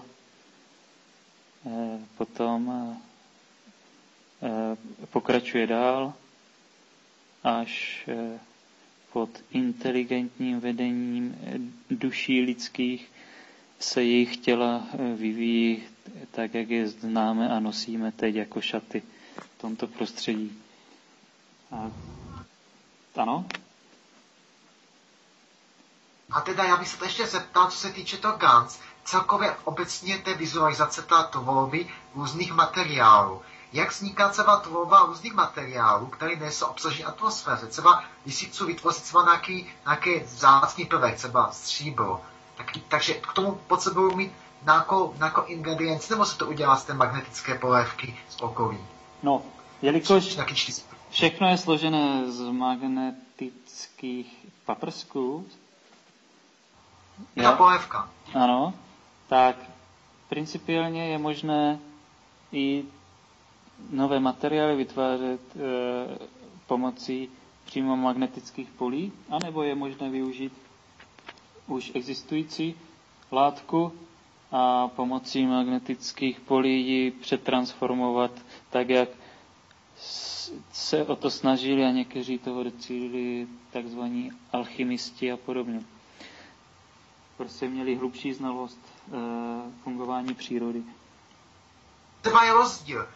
Tady na Zemi si klidně můžeme udělat vodu, přitáhneme si to ovzduší. A jak se dělá voda ve vesmíru? Tam žádná voda v atmosféře není.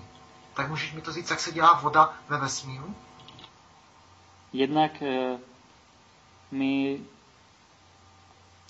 vydechujeme spoustu věcí zase z nás ven, zpátky, takže tyto věci se dají recyklovat a jednak se dají přímo zpracovávat magnetické pole na vytváření nových materiálů nebo vody. Aha, takže z té magnetické polévky. Nemusí to být nějaký ty 4 plyny, jak jsme o tom něco slyšeli, takže to ne. 4 plyny, v jakém smyslu? Já jsem něco slyšel, nějaký 4 plyny, tak zdánlivě jsem o tom slyšel, že nějakýma 4 plynama se pracuje a z toho se něco vizualizuje, jakýkoliv prvek, nějak tak. Možná někde se to tady mluvilo. 4 plyny. Ty se můžou používat v dynamických reaktorech, plazmatických. Marek, môžem ešte niečo, aby som to zabudol, prosím ťa. Ja si osobne myslím, že sa dajú vytvoriť v tom, keď sa bude letieť vesmírom, tam bude prostredie ako na Zemeguli. Takže tam sa bude vytvoriť vody, koľko človek bude chcieť. Ten vlastne generátor vytvorí tie podmienky, z ktorého sa budú môcť stiahnuť tieto veci. Áno. Toľko. Takže z té magnetické polevky vlastně získáme tu vodu, stačí to. Ano, ale samozřejmě je potřeba vědět jak, a aby člověk dostal to, co potřebuje. Dobre. To je taká vsúvka, no, môžeš.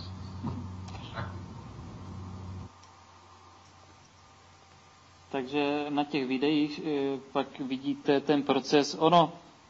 Spousta těch věcí je velice jednoduchá principiálně a každý si to může zkusit třeba doma v garáži. Nepotřebuje na to složité vybavení technologické. A samozřejmě, aby jsme vytvořili konkrétní podmínky třeba pro zachytávání konkrétního prvku nebo sloučeniny z atmosféry, nebo vytváření nějakých tuků přímo, nebo enzymů a podobných látek, tak na to je potřeba mít hlubší znalosti a provádět i nějaké, řekněme, ze začátku měření. A to spousta těchto věcí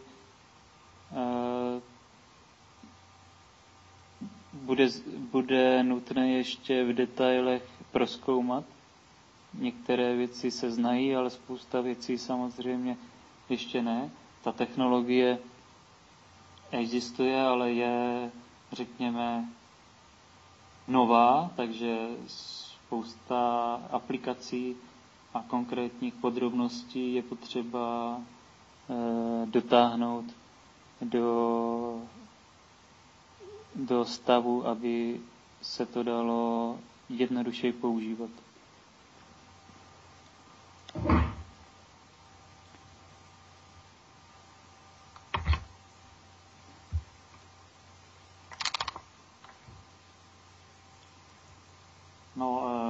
Teďka by mě zajímalo, jaké máte další otázky.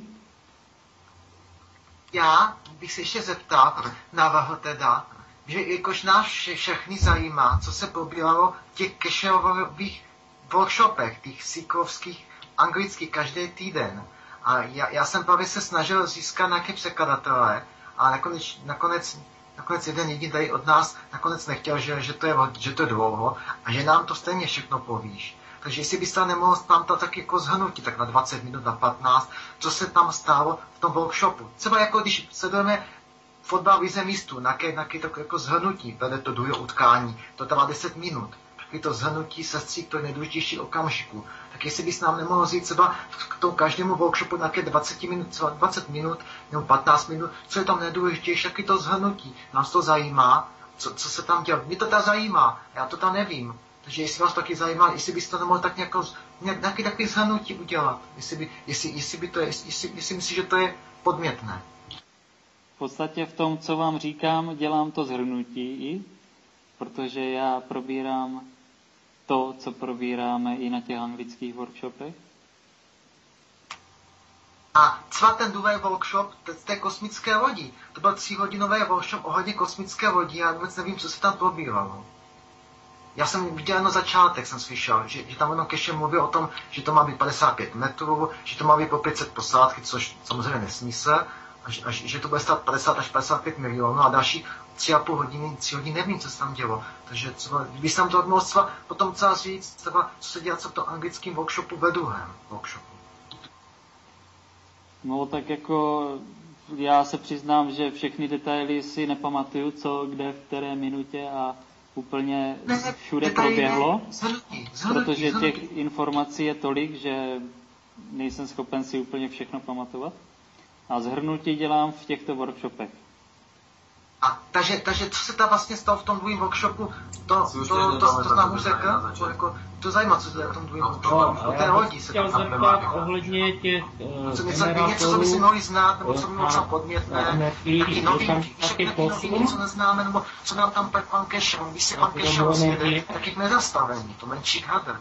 Takže to těžko nikomu může rozumět, pouze ten, kdo má fakt dobře anglické znalosti, že on mluví docela rychle. No tady byly 2 dotazy najednou. Co se týče těch workshopů, slyšíme se teďka? Ano, slyšíme. Dobře. Co se týče těch workshopů anglických, tak proběhly 3. Dneska byl 3. A první workshop byl věnovaný nanomateriálům. Druhý workshop vesmírné lodi. A 3. workshop byl věnovaný USB klíči a GANs, vytváření GANs prvků pomocí procesu, který jsem vám popsal. Takže to je takhle v kostce a v tom každém workshopu je to probírané prostě ze všech stran a probíhají různé dotazy lidí na to, co je zajímá, takže podobně, jak to děláme my. Jako nejsem teď schopen vám všechny detaily, které tam proběhly, říct, ale hodně z toho, co jsem schopen si zapamatovat a podělit se o to, tak probírám tady v těch workshopech zkrátka.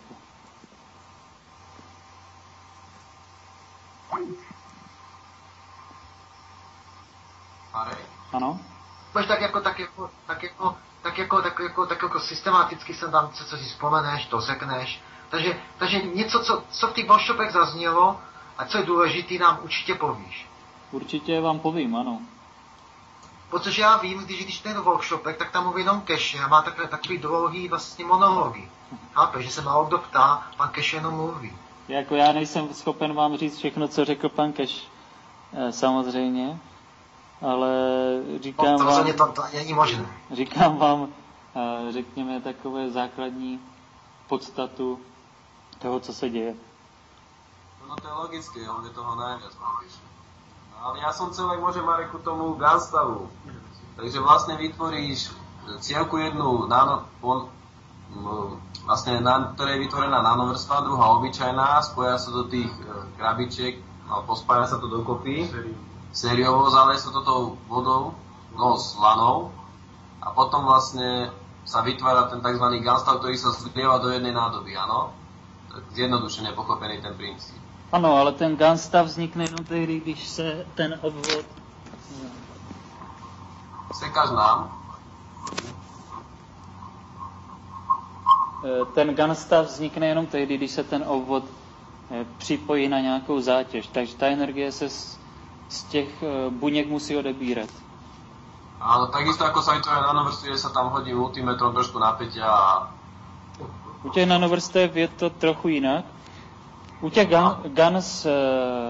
Gunstavů je to o tom, že ten, řekněme, plynný stav má přebytek magnetických polí, ale ve smyslu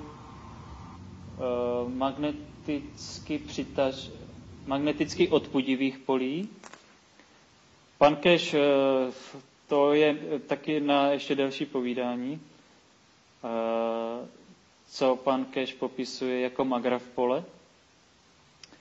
Tak prostě ze základních magnetických paprsků a magnetických polí, které tyto paprsky vytváří, vzniknou 2 druhy působení, přitažlivé a odpudivé. Tomu přitažlivému říkáme gravitační pole a tomu odpudivému říká pan Keshe magnetické pole s velkým M.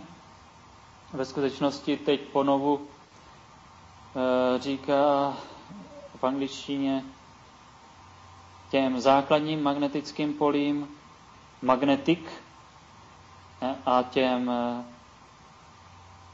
odpudivým magnetickým polím říká magnetical.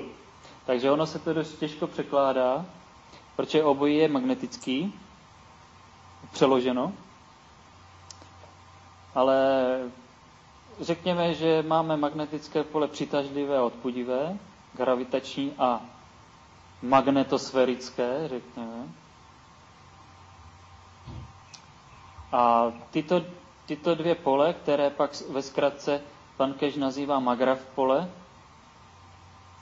které vznikly interakcí původních magnetických, paprsků magnetických polí. Tyto dvě pole pak můžou být v různém poměru vůči sobě. Můžou být různě intenzivní v dané struktuře, v dané látce. V té plynné látce převažuje ta složka odpudivá, magnetosférická, a tím odevíráním energie v tom obvodu těchto buněk na zachytávání látek dochází k oslabení té magnetické složky, magnetické odpudivé složky, té magnetosférické složky a dochází k jakémusi vyrovnání s tou složkou gravitační neboli magneticky přitažlivou. Takže ten GANS stav je potom ve vyváženém stavu, kde ty magneticko-gravitační pole jsou vyvážené. Vlastně pokud když tam vzniká to magnetické pole a odebírá se z toho energie, tak tím vlastně se to nějak formatuje ty struktury, jo? Ano, tam se změní vyváženost těch přitažlivých a odpudivých složek magnetických polí, takže dojde k vyvážení těchto složek. A pak v této formě má ta látka větší stabilitu. Můžeme vrátit ještě k těm ksíklům a dále, co se týče, on nás Keshe žádá, co se týče šíření poznání. Teď jsem na Facebooku u nás v naší grupě četl, že tam jeden uživatel slovenský, že bude zkusit alovat nějaký jejich rádio, potom dokonce i psali do majstrových médií. Samozřejmě, že neodpověděli. Co se týče celého toho prohlášení pana Kesheho, co se týče toho USB klíče a další takových nových skutečností, stavby vesmírných lodí, tak žádám, jestli někdo nemá třeba možnost nikam to dát, nemusí to být nějaký mainstreamový média, a třeba menší média, lokální média, nebo i nástěnky, nebo nějaký školní časopisy, prostě kdekoliv česky. I kdyby jeden se to dozvěděl, tak je to úspěch. Ano, já už jsem několikrát vyzýval k tomu, aby se toho někdo ujal. V mých možnostech není řešit všechno. Chceme sa ti poďakovať za tie zverejnené tých informácií a týchto vecí. A hlavne pánovi Keshovi. Těšíme se na novinky. Ano. Děkuji a já budu rád, když bude ten náš workshop trochu interaktivní víc, že si budeme sdělovat své pohledy a náhledy na věci životní i technologické. A příště bychom se podíváme se určitě na to, co se odehraje v institutu za tu dobu, než se potkáme zase znovu, ale taky bychom se měli podívat na nějaké základní pohledy, které pan Cash využívá ve svém vědění co se týče magnetických polí a struktury, jak on se dívá na svět. Hlavně nám to tam lítá. Ať nám to tam lítá. Ano, příští týden bychom měli začít zprovozňovat, už napouštět reaktor, který děláme spolu s americkým hledajícím poznání Armenem. Takže je to americko-český reaktor vyrobený v Iránu. A mezinárodní spolupráce. Multinárodní, právě. Tak, už máme připravené ty reaktory na naplnění. Takže... To bude přesně k čemu? Na výrobu energie nebo na jaké použití tenhle reaktor? Tento náš reaktor by měl být schopný i letu. Na těch reaktorech, na kterých pracuje každý z nás v tom institutu, si chceme ověřit, poznat prakticky působení těch magneticko-gravitačních polí, jejich vzájemná interakce mezi sebou, jak se ovlivňují jednotlivé ty plazmatické pole a podobně. Je to pro nás učební pomůcka, abychom dokázali lépe pochopit to působení magnetického záření, když to tak řeknu. To je ten klasický reaktor, jak tam bývá v těch nakresech, nebo z čeho se skládá? Klasické zapojení, jak tam je, jo? Tento náš reaktor, my tu máme několik druhů reaktorů, ale ten česko-americký, když to tak řeknu, skládá ze 2 komor, ze 2 koulí. Jedna je asi 7 cm vnitřní jádro a jedna je vnější jádro, která je ta koule je velká asi v průměru, tak typuju tak 20 cm. Plnění klasicky 4 plyny a rotuje to, ano? Ne. Tady využíváme ty nanomateriály, takže vnitřní strana těch reaktorů je potažená nanomateriály měděnými nanovrstvami a plnění bude ideálně jednoatomární vodíkový plyn při vysokém váku extrémně zředěný. To je zase úplně něco jiného? To není úplně něco jiného, to je neradioaktivní technologie, která se teď... ale jako jiný princip, to se tam ještě teda nějak nedočet, vždycky tam byly nějak se postupně dávaly ty 4 plyny a rotovalo to, že? Ano, to bylo v původních patentech, které používaly radioaktivní prvky. Aha. Ale momentálně nepoužíváme radioaktivní verze a pracujeme s nanomateriály. Ale i tak, i bez těch nanomateriálů se dá použít vrstvení několika plynů s tím, že je potřeba ale vědět, jak aktivovat jednotlivé vrstvy, aby proběhlo otevření plazmy a uvolnění, postupné uvolňování z energie z těchto plazmatických struktur. Marek? A odkal si konkrétně, teda, slibujete co? Že to odstíní gravitaci, případně... To neodstíňuje gravitaci, to vytváří svoje gravitační a magnetické pole a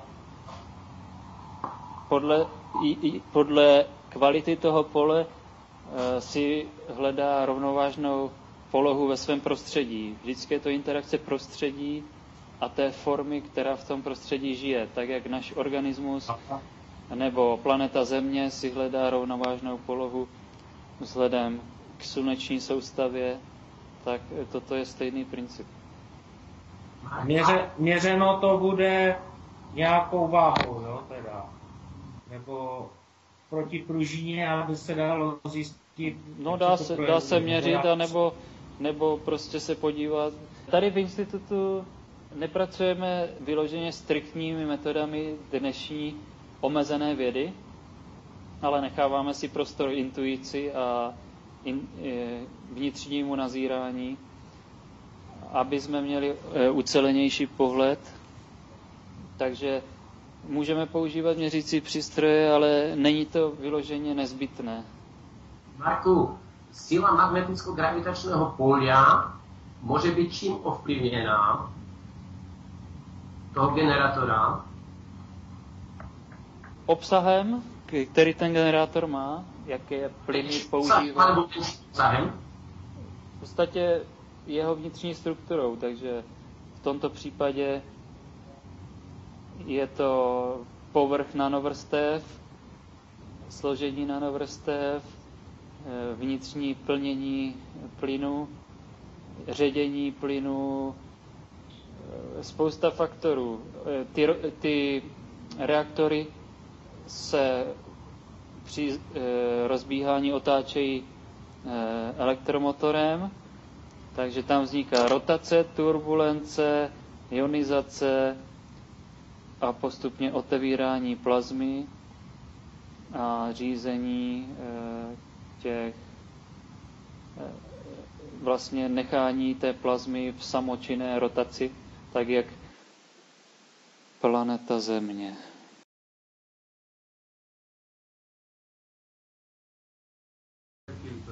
Tu si ani destilovanú vodu nemôžete vyrobiť, takže... Alkohol, no. Alkohol ani nehovoria. Tak proste vieme, kde sme, chcú s nás robiť proste obyčajne horšie, by som povedal, tie ovečky sú na tom lepšie ako my. Nemajú také utrpenie asi. Dostanú nažrať, napasť a nemajú žiaden problém. My s týmto máme už niekoľko tisíc rokov problémy.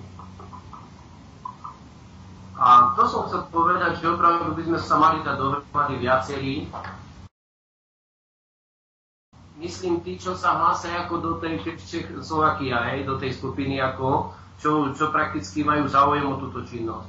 Aha, jasně, no tak tam na tom našem seznamu zájemců je nějakých 60 lidí možná. Jenže každý nemá 20 000 eur, že? Ale každý nemusí byť v tom Taliansku. My si Taliansku môžeme zrobiť na Slovensku. Já taky nemám 20 000 eur na účtě. Ale... No, môžeš.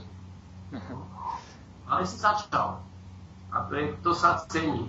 Áno, to je to, že aj keď od teba počúvame informácie, každý si musí byť vedomý toho, že si na to obetoval vlastné finančné prostriedky a môže nám povedať len to, čo chceš, čo uzná za vhodné. No a hlavně to, co se naučím, nemůžu vám říct to, čemu nerozumím, že jo. To, co jsem neprocítil, prostě to, co jsem si nezažil. Ináč sú to prekrásne veci. To, čo si teraz vysvetľoval, je to tak úžasné, ale je to tak široké spektrum, že nie je možné to pochopiť.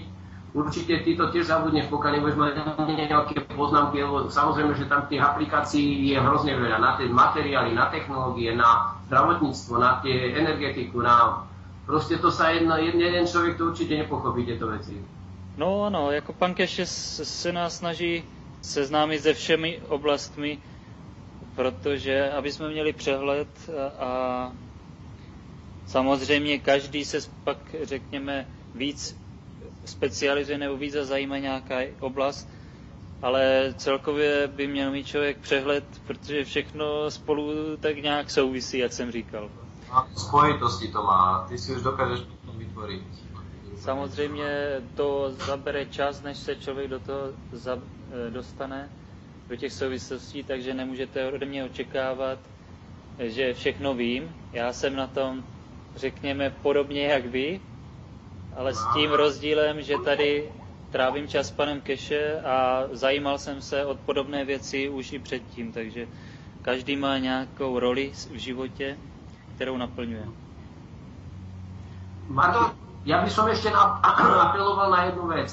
Veľmi by som ťa chcel podporiť v tom, áno, že tí ľudia, pokiaľ niečo dostanú zadarmo, si to nevážia. Ja by som to tak skrátil, že to slničko, keď na nás svieti, dáva nám teplo, svetlo, energiu, vodičku, chlad, proste všetko, rast, živ. A ľudia si to fakt nevážia. Ja keď sa tu pozriem po okolí, napríklad po tých medzách, my radšej budeme kupovať tieto upravené potraviny, ktoré nám ničia DNA, ako by sme mali na tých poličkách pracovať. Ale bohužiaľ podobne by to bolo aj s touto technológiou. Ten človek by si to asi nevedel vážiť, pokiaľ by ju dostal úplne gratis. No hlavně musí být na to morálně nějak vyzrálý, aby to použil správným způsobem. Áno, je to tak, súhlasím. No. Ta naše vděčnost nám chybí. Já osobně jsem vděčný za všechno, co mám Bohu a taky patřičně se snažím za to poděkovat. Ideálně nejlepším způsobem života, který jsem schopen v dané chvíli žít. Je dobré. Proto ti ďakujeme. No. Že si tam. Patrí ti vďaka. No. Já děkuji za podporu, protože to samozřejmě není úplně tak jednoduché, jak to vypadá tady být, ale jako vážím si toho, že tu příležitost mám a snažím se ji využít. Marku, jak si tam nebol a potom si prišiel, tak ja som trošku apeloval na to, čo sme sa dneska stretli, že už pokiaľ budú mať nejaké informácie, alebo neviem do jakom je štádiu, už opravdu dávať nielen debatiť o tom, ale to je dobré, ale už na základe tých informácií už dávať aj určite viacej veci dohromady. Alebo konkrétne skúsenosť každý má už nejaké skúsenosti, informácie. Áno, ten workshop, aby si iba ty neviedol, ano. Ale aby tí ľudia si povedali tieto aj odborné veci alebo tie svoje názory na to. Ja by som asi to takto nejak chcel. Ano, to jsem už naznačoval na začátku, že je potřeba sdílet a řekněme obdarovávat se navzájem, protože každý má nějakou zkušenost v životě, s kterou může v danou chvíli přispět k nějakému lepšímu posunutí se k dobrému. Ano. Dobré, len. Já bych k tomu něco přihodil. Nejsem teda, jak už jsem říkal, nějak vzdělaný, co se týče nějaké fyziky nebo tady těchto věcí. V podstatě se jako v tom rozkoukávám, jako věci, kterými jsem se já zabýval, tak bylo především tvorba videí a tvorba animací, takže já jakoby se snažím soustředit teďka na to, abych to pochopil a případně potom byl schopný to nějak vyzvat, jo, jako předávat to taky lidem dál, protože zatím jako trošku jako pochytávám ty základy, ale ještě nemám ten větší obraz. Jasně, ale třeba i ta tvorba videí a animací může být užitečná na další šíření informací. Velmi dobré.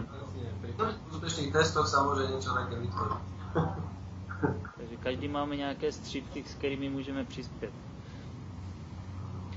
Já vám děkuji za účast. Aj mi tebe, Marku. Taky díky, Marku. A Díky moc. Přeji vám krásné dny a pak se zase uslyšíme. Dám vám vědět tady v tom chatu nejspíš a potom zase na Facebooku napíšu novou událost. Příští týden, ve čtvrtek nebo další týden to bude. Niekto chcel niečo povedať ešte?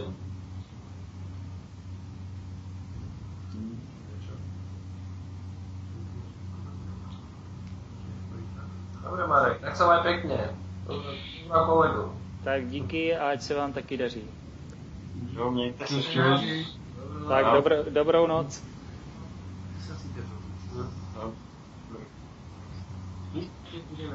Ďakujem teda, že sme si mohli aspoň trošku takto povedať. Dobrú noc.